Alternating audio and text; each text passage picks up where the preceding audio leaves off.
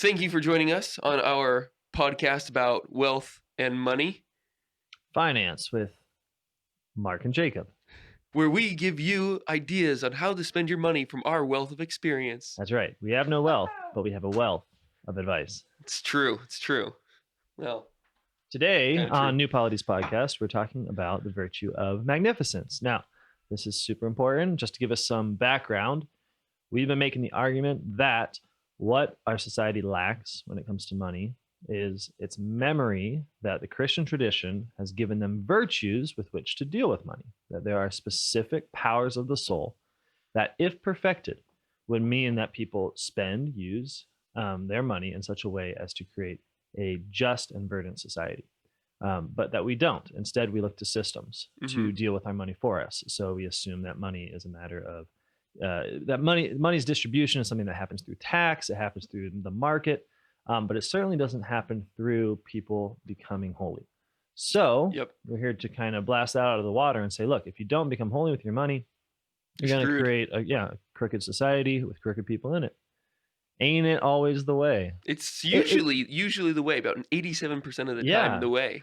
But we get so fixated on this idea that, and this is classical. This is classic liberalism. I was gonna say it's classical, but that can be confusing. It's classic liberalism, right? To say like, okay, we can have people that are just like human butts, just walking around without any virtue in their souls, but through our genius mechanism, they will produce a peaceful society. I know. It's how? Crazy.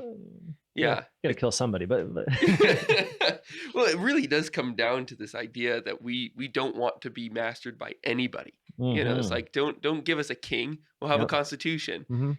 Don't give us a lord, a feudal lord.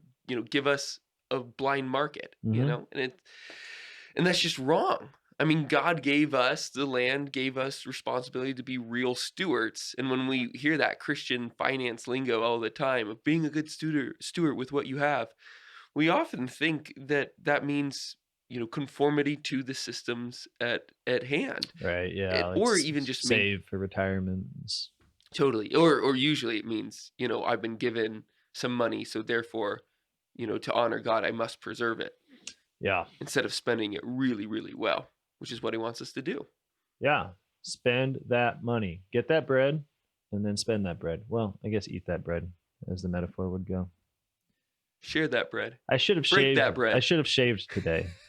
I'm recognizing this as I sit on here for the video. Yeah. Yeah, you look horrible. You're at that beautiful stage where you haven't shaved, but you've done it long enough that it looks intentional, whereas I just haven't shaved. But for the people listening on the podcast, we are two good-looking, wealthy individuals here to tell you about the virtue of magnificence. That's right. So take it away, Jacob. Well, magnificence is, we talked about liberality, which is this virtue that bespeaks a noble man, as it were, or at least somebody that has a soul of a noble man. You can have any amount of wealth, everything from $1 to $1 million. Yeah. To be able to be a liberal man. And the point is, within liberality, you're not worried. You ain't worried. You are habituated to making gifts. Noblemen aren't worried. They give gifts. Yeah, that's what liberality is. It's that freedom, but also there's a precision in it, knowing, being able to discern well where there's a need, and then being able to give freely. Yeah. When you find it. Whereas magnificence is actually a virtue that only wealthy people can ever have. This one's for you, big boys. Yeah, if you got a cabbage in your pocket, this one is for you. Is that a saying? I don't know. Is that like a West Coast thing? I just made it up. I'm going to declare that a West Coast thing because it sounds lame. Like the West Coast. Well, we definitely call money cabbage, which I like quite a bit, actually. It's that green, Oh, man. Yep. Yeah, nutritious. There is a red cabbage. But it's only for rich people. It's only for rich people. Or rather, people who find themselves in the dubious condition of being rich. Right. Yeah. And for them, we're sorry. But you've got work to do. Yeah. Theirs is a big burden. It's like you just imagine that your wealth was actually just all in metals. And then all that metal was on your back. And now your back's hurting. That's really the state of your soul if you're a wealthy person. And That was a weird No, analogy, I but I really think it like that works. Yeah. because I think something about especially when you get to like credit, to debts, to things that Hmm. literally have no physical Yeah. presence, right? They're They're just ideas. obligation on others. Yeah. Yeah. Yeah. One of the things, it's a lack of a sacrament almost. Like there's a lack of a physical instantiation of the thing, which allows you to not necessarily feel like you have it. Hmm. I mean, I think about this when I think about the wealthy all the time, that they feel obligated to act like they are everybody else. I mean, this is like they talk Yeah. this way, like it's so important, especially within America. Maybe it's just our democratic sort of yearnings or something, but they find it so important to deny that they have any specific role in society, that they have any specific virtue guiding them. They're like, Totally. oh, I'm just like everyone else, which is it's bullshit. Because the thing is, what it allows them to do is then preach this idea that everyone can have as much money as them. I mean, Mm. right? Because that's the kind of dark side of it. You're like, Hmm. oh, I'm just a normal guy, worked hard, did the right thing, Yeah. ended up with $10 billion.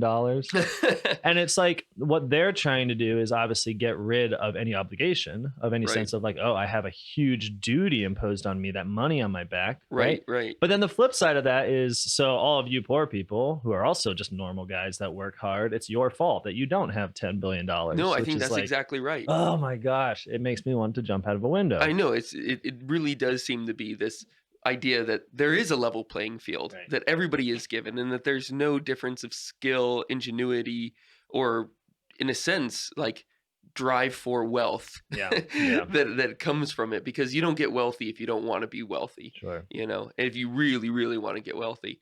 And my mom always made this joke, because we lived in, not too far, about 20 minutes away from Bill Gates and Jeff Bezos, where I grew up. And we always made this joke that you can never tell a difference between a beggar and a millionaire in the Redmond area, in Seattle area, because they both were wearing ripped jeans. So they're really, but there is, something that we can level against the nouveau riche, who just have no idea how to be wealthy. They just Right. have no idea. They don't know what it means.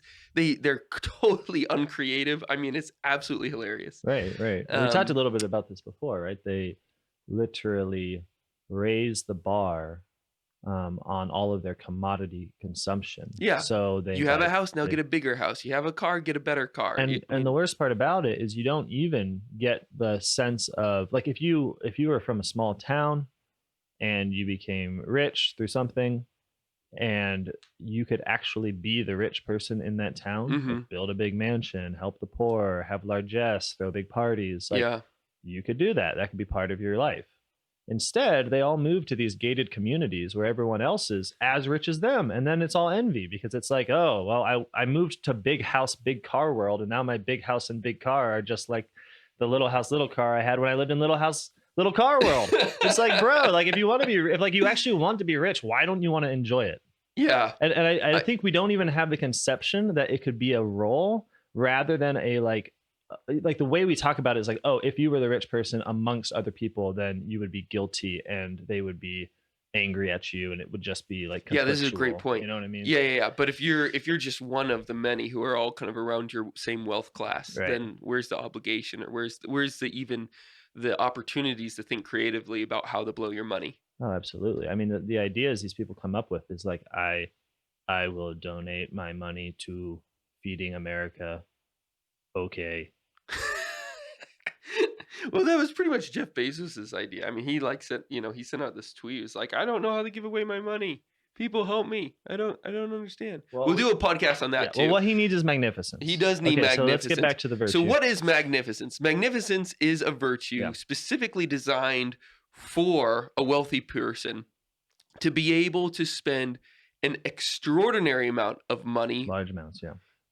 for the sake of his community, to actually adjust the ways in which people And live forever after. I think Aquinas says specifically that it is a large sum dedicated for a great work. Yeah, That's the that's right. terminology he Yep. uses. And Aristotle's conception is different, but obviously that's boring, so we're not going to talk about it. But what he says is that the great expense should be appropriate to be fitting for the great work, Yeah. and the great work should actually only be able to come about through a great Yeah. expense.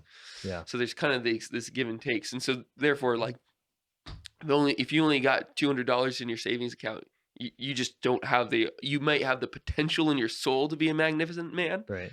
but there's just no way that you're actually ever going to be able to actualize it. Yeah. Yeah. So great works, raising cathedrals, digging canals, beautifying entire cities. Yep. What else? Those are the three things I thought. Well, you know what? I'm not a magnificent man, so I don't habitually think of great works. Well, I mean, in some ways, starting employee-owned companies is such a way where Sure. it's not. We'll kind of talk about that later, because I think the big thing that people today say is, if you have a lot of money, well, then it's your job to start or to create more jobs. Yeah. But that's just, I mean, think about that, putting it back into like medieval times. If you're a king, Yeah. and you're just creating jobs, Yeah. then that means that you're getting more servants. Yeah. And that's exactly what happens. People, millionaires, billionaires today start companies. Yep. They own the company, the controlling majority of that company, which means that they get the majority of the profits of the company. And people work for them to be able to get a disproportionate amount of gain. Yep. So that's exactly what happens. Well, it's literally you're really creating servants, and you're treating the servants well. Don't get me wrong, but so that you might become wealthy. You're creating yourself out to be a king, and that's not the goal here. Magnificence is separation for the benefit of others, and really so what are ideas of how to be magnificent? I really think that being able to restore dilapidated churches is a big thing that people could be doing today. Founding monasteries is totally something that every wealthy person in the world should be doing right now. It's the center and the heart of every city, or it should be. Yeah. Medieval cities were surrounded around the monasteries. Or like in a huge way, Chesterton described, when in his outline of sanity, he sort of described a distributist manifesto where he was basically saying we need to restore common land. This is gonna No, this works. Okay, That's a good example. I'll try to keep it short. But basically, like, he had this problem that we only ever consider property in a liberal society as being either private or public, where private, the only difference between it being that public means state owned and private means like an individual owns it. But in the end, it's just different individuals that own everything. So everything is owned. He says what's missing is the commons. What's missing is common land that has a community ownership. So who owns it? The people own it.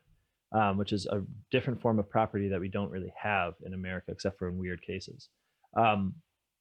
And his point was that without a common land, you can't really have the restoration of a Christian society, because you are dealing with an essentially pagan form of ownership, where ownership is not orientated towards that universal destination of goods, where we're not learning that ownership, property, is for everyone to be orientated toward the common good.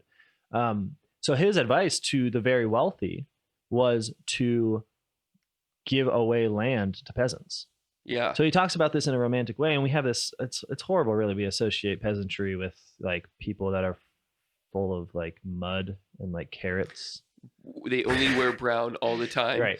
But his basic point was that they have some small scale ownership. Yeah. Right. That they're producing for their families as a community. They have real access to productive property. And that productive property isn't necessarily privately owned. It's not that they don't have any private ownership, is that they also participate in the commons. Okay, so we have a growing list. Found cathedrals, restore churches, buy land and give it away as commons. Yep. Yeah. Do things like this.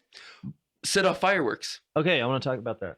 Wait, before first, actually, we passed by this, but you were saying that job creation is not magnificent. No. And I want to, because whenever you're defining a virtue, I think, or really defining anything, really helps to show a kind of negative light. So, okay, this is what it's not, this is what it's not. And that helps you kind of see what it is. Yeah.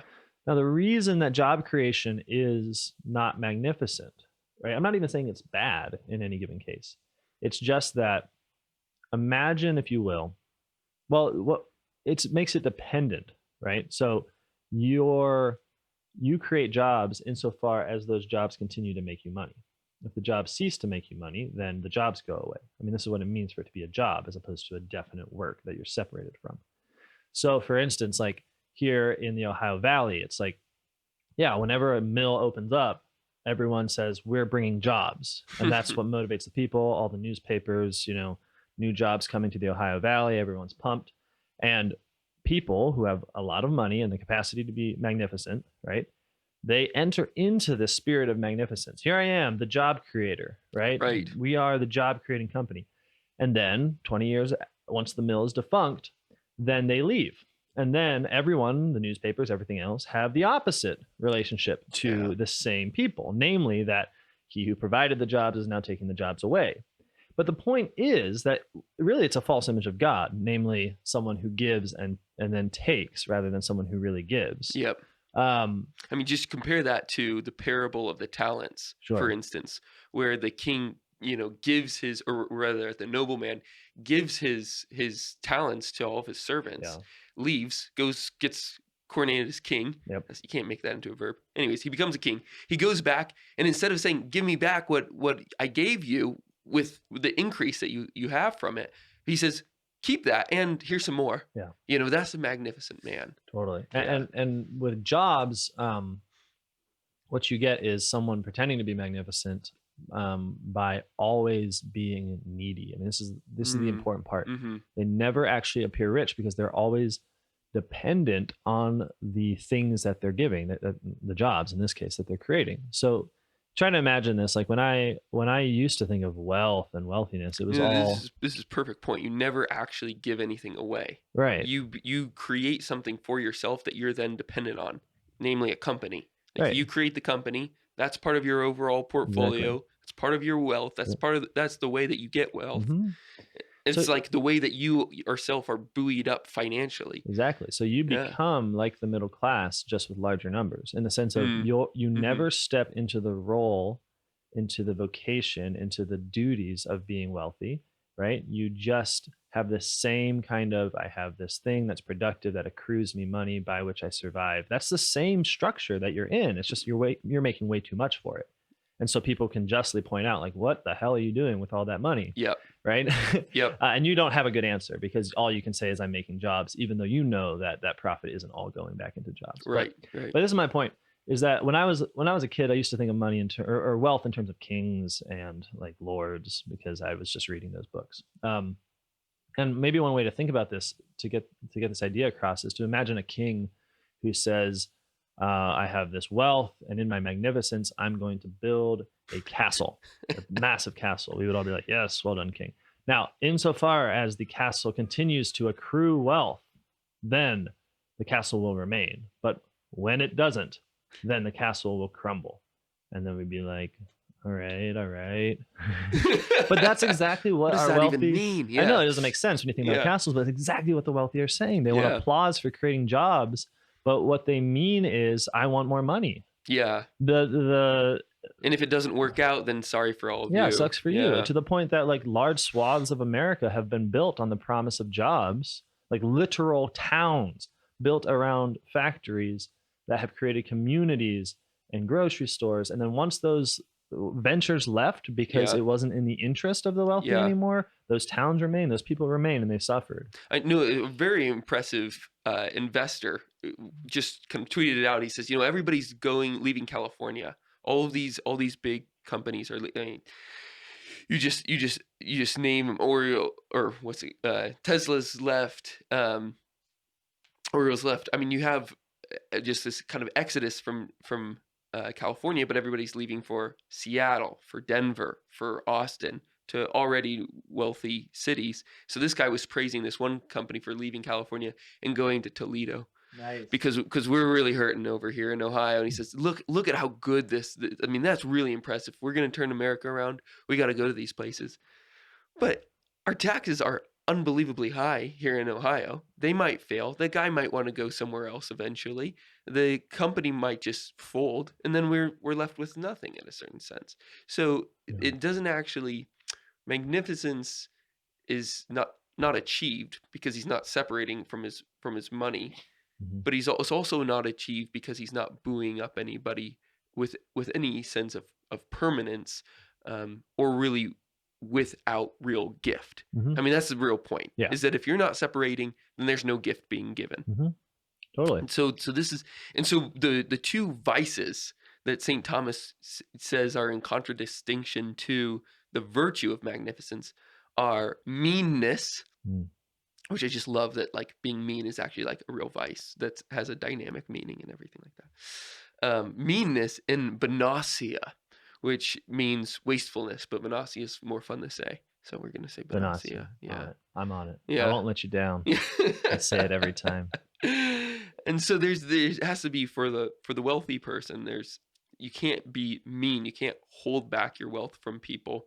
I mean, St. John Chrysostom and St. Basil, I mean, they have these amazing homilies against the mean Christian who says, once I die, I'm going to give away everything that I have. I'm going to save. I'm going to, make sure that I'm comfortable, and for the entirety of my life, maybe I'll give some things away to my kids. Maybe I'll just give it all away. And they say, you're going straight to hell. You're just going straight to hell. And these are saints. I mean, these guys, and they're just, and you kind of keep going through the lines, St. Augustine, St. Gregory. I mean, everybody says the same thing. Yeah. Like, it is not a controversial fact for the patristics at all. I mean, the church fathers are really clear on this. And because what they are most interested in is not the system of the economy at large, just the material fact of people being taken care of. That's important. No, don't get us wrong. But the idea that wealthy person's soul is on the line. And if they die, I mean, St. John Chrysostom's hilarious. He says, what, you're going to give everything away when you die? Of course you're going to give everything away when you die. You're dead. You have to give it away. There's no way you can keep it. Mm-hmm. And St. Augustine turns around and he says, if you do want to keep it, then you give everything away and actually have a savings account in heaven. Trust me, the accounts are good. The bank is sure. There's the person who's watching over it, who's the manager of the bank. That's Jesus Christ himself. Yeah. He, in his, the letter of Hebrews says, like, God will not be so unjust. Oh man, it's awesome. Yeah. Well, I mean, we'll have to have a conversation on this, but the concept of merit, right? The idea that there is, I mean, it's so profound, but that when you give away money, mm-hmm. wealth for a good work, that you accrue merit in heaven. Mm-hmm. I mean, this is like radioactive goo to Protestants, right? They don't want to touch it with a 20-foot pole, much less a 10-foot pole. But it is like the lack of that doctrine is absolutely crippling to a just economy. That's and right. Absolutely like steroids to a capitalist economy. Mm-hmm. Because the moment mm-hmm. that, because it is not the case that we have no desire for profit. I mean, sometimes you can hear sort of post-liberal visions and think that what we're saying is like, oh, we can just get over the profit motive. We can just like not want to accumulate, not want to compete, not want to succeed, not want to be entrepreneurs, just to like, just kill all that in us, be satisfied with just enough for our office, live humble lives. And it's like, yeah, some people need to do that, but those things are real. Yeah. That those drives are real. Mm-hmm. That like that insatiable desire is real, mm-hmm. but its orientation cannot be to money itself. It has got to be to eternal life. That's right. Right. Yeah. We have like the whole point of the Christian, the whole point. What Christianity does is it turns that towards its proper object. It turns it towards God. It says, you want to accumulate more and more, accumulate graces in heaven. Yeah. Right. You want to influence more and more people. Okay. Mm-hmm. Save more souls. Mm-hmm. Mm-hmm. And it actually links it to eternity. And the idea that you're going to have some kind of like theoretical Christian economy that doesn't actually have holiness and faith and doesn't actually desire to merit. I mean, it hasn't happened yet. I'll say that. But that's a longer conversation. So we have magnificence, which is the capacity to separate yourself from a large sum for a great work. It's not meanness, right? Which is that stinginess, which sometimes is very obvious. People that are just like, screw you, I'm not giving you money. Mm-hmm. But it also has its other form in things that look like giving that aren't, aka job creation. That's right. Or my favorite, like we donate to a nonprofit, which we also own. It's like, and or better yet, we donate all our profits to charity, and then we write that off our taxes. So we end up with more money than if we had not given our profits to charity. It's like, yeah, that's magnificent. Okay, so that's meanness. So yeah, Bonacia. Bonacia. Yeah, wow. That was close. Because wastefulness just sounds lame. Yeah. But Bonacia actually, I mean, the word is evocative in many ways. But if you think about, like some of these guys that go off to Ibiza, not Ibiza. Don't listen to all these rappers that think that they know what they're talking about. Barcelona. That and they literally will spend $100,000 plus a day. I mean, I heard a story. I mean, from many stories, but like, yeah, a buddy's friends, went off there and literally spent $1 million every day. Really? Yeah. Who are your friends? Why are they not donating to New Policy? Well, some of them are, but the idea is that is a huge sum, and it was probably an awesome party. I wasn't there. I wasn't invited. Kind of felt left out. It's okay. It's because of the way you dance. I've seen it. Part of being rich is being cool, and I have not achieved it. Yeah, you have to look gloomily into distances more often. Yeah. See. Anyway, so you weren't invited. I wasn't invited. These are probably rockin' parties, but obviously that's an extraordinary amount of money that could go to a whole host of amazing things. Yeah. I mean, we were talking yesterday. There's this. Let's spoil it. Can we spoil the trade school idea? Yeah, I mean, I don't know when we're gonna put this out, but okay. Go ahead. So, any of you that are listening, we have this awesome idea for a trade school that we want to start, and it will enable kids to be able to get their degrees in the humanities and the Catholic liberal arts, so they can nourish their soul. But obviously, these kids can't leave college up to their eyeballs in debt. So, I mean, in any university that's doing that to kids right now, I just think has tarnish on their souls. Anathema, indeed. And so we need to ensure that they actually have a job as well. Mm-hmm. The humanities are not for getting a job. You don't go to school to study Latin in order to become a banker.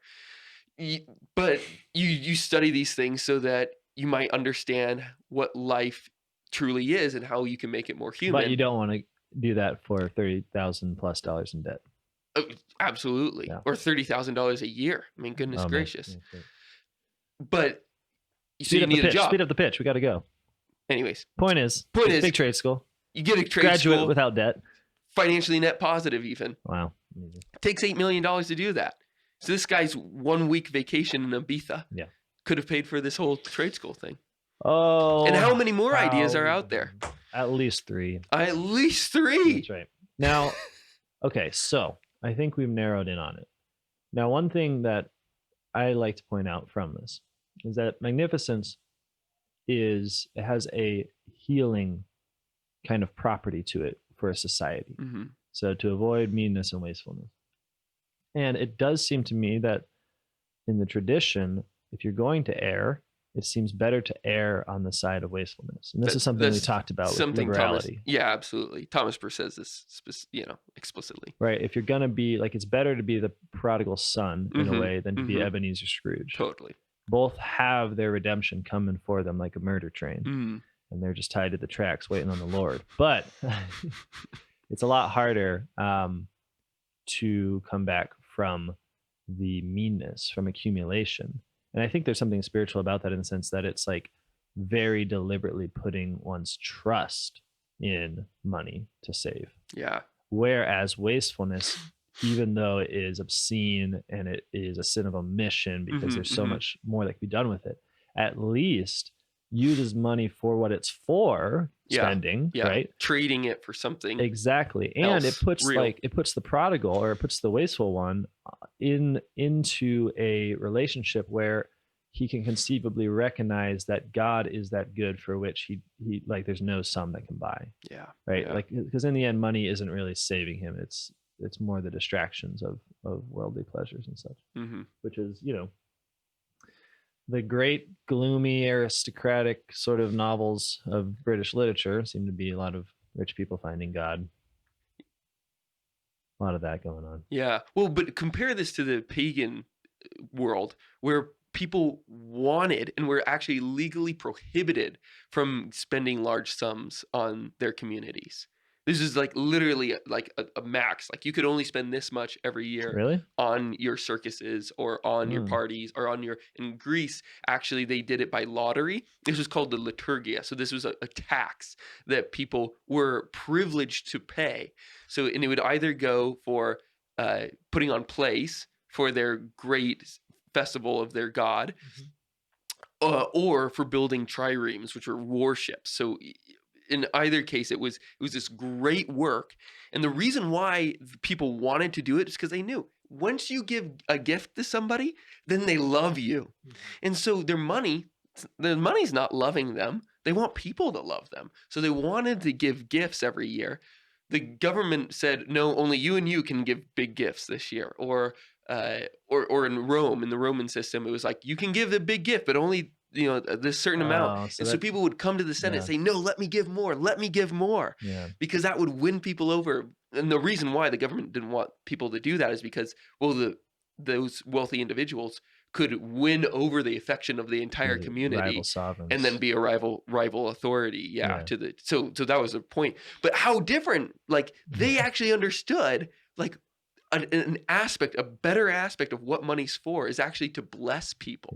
But of course, the free gift has to be is what defines Christian gifts. Sure. And so you don't even necessarily look for that power over people in Christianity. Yeah, exactly. If anything, you're just expanding your care of their souls if you're doing it right. Yeah. But can you imagine like Zuckerberg approaching the Senate like, dear God, let me give more money? Well, it's so funny because these people, they complain about not knowing what to do with it and how they're making so much and how tough it is. And it's like, I bet there's a lot of people that could help you figure out that tricky question. And that's exactly what we're going to do in the next podcast. What I want to talk about though is fireworks, because we got to mention fireworks. We got to cover this. Magnificence is healing, because accumulation of wealth, like the lack of spending, when it just sits, it's bad. It creates envy. It creates a kind of sickness of soul. It creates idolatry. It creates a bad relationship between different members of society, in the sense of it makes some men have power over other men by literally withholding the goods of the earth from them, and then dishing it out here and there. It's a bad thing. And most economies have recognized this to some extent. There's a paper that I really like. I don't usually cite papers because they have bad titles, but this one is called Peasant Economies and the Image of the Limited Good. Maybe it's Peasant Societies, but it's a paper, I think it was written in the 70s. And it's an anthropological paper that was basically looking at this commonality between pre-capitalist economies.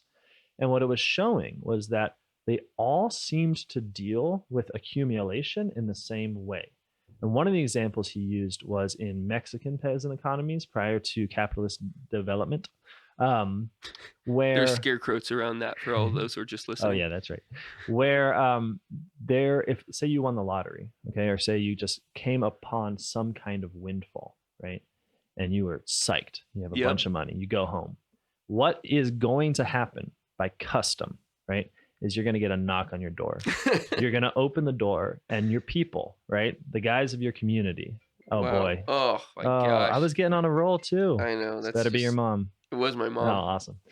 The guys of your community will be outside your door, and they'll be looking at you. There'll be this moment of silence. You'll look at them. They'll look at you, and they'll say, so when's the party happening? And you, by custom and at risk of great shame and social isolation, will have to say, we're partying tonight, boys. And they, right, in the full spirit of tradition, will have to say, hell yeah. Hell yeah.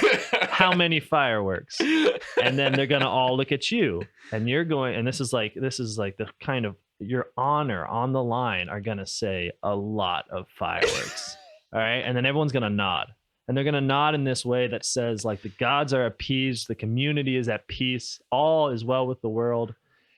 Oh, it's beautiful. And you're going to do it. You're going to throw a massive party and literally blow up your wealth. Blow up your money for the sake of everyone else. Now, of course, this could be wasteful, blah, blah, blah, like whatever. You can critique the peasants. I think they're having way more fun than us.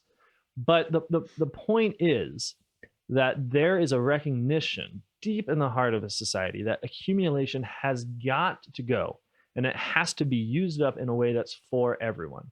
And if that's a massive festival, right, then that's great. That's what you do. And he used a lot of different examples, but that's just the one I remember because I like it. Well, but even this was in the medievals, this wassailing, this idea of wassailing. Yeah. So tell us about wassailing. Wassailing is great. So you know it from the song Merry Christmas, by the way. You know it from the song here we go, wassailing. That's one. That one. Yeah. And it's often thought of as being a wandering because we don't know what wassailing means, but it was basically a tradition in which poor people would it was like the original caroling. You would go to a wealthy person's house and demand money and food. But you would demand it in a way that was slightly indirect. I mean, you're there for money and for food, but you're singing them songs. Exactly. Yeah. Which is really beautiful because it's almost like a light mockery of exchange. Yeah. And I think that's what Christianity brings to the world, is like this mockery of exchange, where it's like, because Christ came, we know that what wealth is for others. So when you identify yourself as being those others, right? I am not wealthy, right? I have the means for material survival. Maybe I have a little more productivity, but that's it. Or maybe I'm really a beggar. When you identify yourself, then you understand that you now have a right. You have a claim of love against the wealth of the rich. Yeah. And this is a claim that comes from the wealthy ought to love you more than their money. Exactly. Yeah, they ought to love you as their neighbor. Yeah. And this comes from the fact that Christianity reveals that the goods of this earth are for all. Yeah. And so for the wealthy to be in this tricky position of having more of those goods than others is simply the prerequisite condition for them giving it away. And so what the poor do when they sing a song at your doorstep and expect money is they lay claim to it, right? And they do it in a means, like, this is just how culture is just the softening of justice in some ways, like making it palatable for people.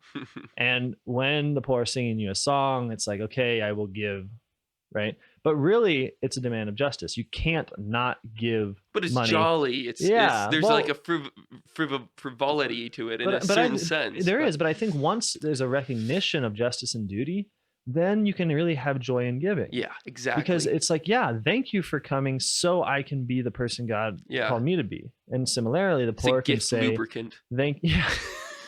I don't know. That's not going to make the t-shirt. So. It sweetens. How about, it sweetens. Yeah. And I think we're so far off that, right? Because, we talk about millennials being entitled. Yeah. Right? You hear this a lot, like, oh, this is like the critique of the new socialism, or what passes for socialism, which is like, oh, they just want, stuff. They want more money. They don't want to work hard, etc. And I think that's true in some cases. I've definitely met some entitled people. But I think what's missing is the idea that there is real entitlement. Like, to not own is to be entitled to the fruits of those who do own. Right. And we have lost all sense of this being a genuine Christian understanding because we've lost the sense of the world being given to all of us. Right. Our premise seems to be that the world is up for competition. And so those who work hard will win more.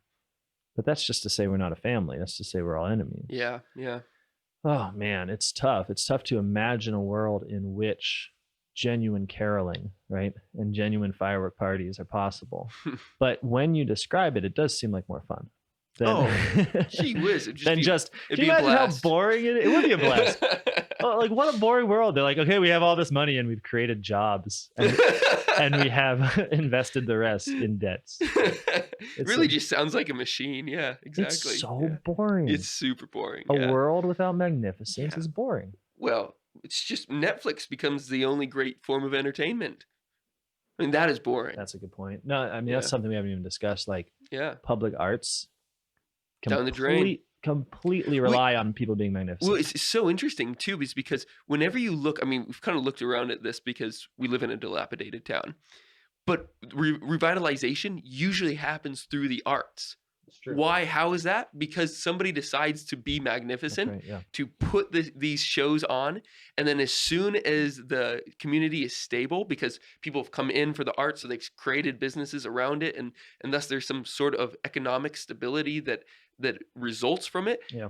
Then the arts disappear. People stop being magnificent, and it's just absolutely boring afterwards. And so we don't want people to do that to our town. Totally. I mean, I get like the evils of like Rockefeller and Carnegie and such, but man, if you're gonna do it, if you're gonna believe the gospel of wealth, all that crap, at least they made stuff.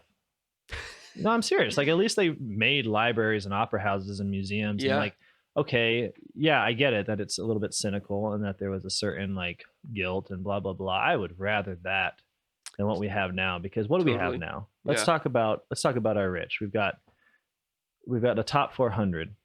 Oh, well, we'll save this for the next one. Okay, is that for the next one? We'll save it next time. All right. But we're going to talk about you top 400. We're coming for your money. We're coming for your money. Now, just to close off, because we've got just a minute here, let's make sure we got the virtue theory right. Okay. You can, no matter what, have a certain readiness for magnificence, right? Mm-hmm. But you cannot be magnificent. You cannot activate that power within you except for having a large sum. So it might seem like the practical advice is, and we're not necessarily talking about millions here. No. Especially because tens of thousands, totally, you're there. And it's a relative scale, right? Because the community whom you gift has different needs. Exactly. Like, honestly, a $10,000 gift is magnificent in here. Rust Belt, Ohio, right? Even if it's not in Richford. Redmond, yeah. In Redmond, it's not. Red money, what is it? Redmond. Red money, yeah. So there's that. But you might be thinking, okay, so if I'm really like me, like maybe I've got $20 to spend. All right, I need to sort of prepare myself for magnificence somehow. Forget that. Don't do that. Don't worry about that. Be good, okay? And then when you're suddenly and quickly blessed, as God says, with a large sum, you'll know how to spend it. But instead, consider that sort of other side of the coin of magnificence, which is that there's an entitlement of the wealthy in your community to give. What I mean is, I think your power as a poor person, right, is much more in making that obligation known to the wealthy, in terms of magnificence, that is. That's where your power lies, right? It doesn't lie in this sort of theoretical readiness for $1 million. This is what Steinbeck said about Americans, that every one of them is a temporarily embarrassed millionaire. And I think kind of going around with this thought of like, well, what I would do with $1 million misses the point. You're not an individual. You're part of a community. Your community already has $1 million to spend, and it's in that guy's pocket, right? So go to him, right? Figure out ways to ask the rich to give money. Talk to your parish priest about what your church needs, right? And ask him, who are the 6 wealthiest contributors to this church? Because he knows them. Yeah. Oh, he knows them all right. Right. And he knows they can fix the windows like that, right? Redo the organ, whatever it is. You got to do your part. You can't be just a basic entitled millennial who's just lazy and sits on his plush beanbag. Right. You have to day. be a woke entitled millennial. You got to be a woke entitled millennial. Exactly. Full of the tradition of the church and ready to sing outside of rich people's houses. Yeah. Busting your butt yourself. Yeah. So let us know how it goes. If you can either inspire an act of magnificence or do an act of magnificence yourself, we would love to talk about it, because it rules. It's super fun. Super fun. And I think we all want the world to be fun and not boring. Here's to that. Yeah. Hey, thank you for listening to New Polities Podcast. Subscribe to our stuff. Yeah. Goodbye.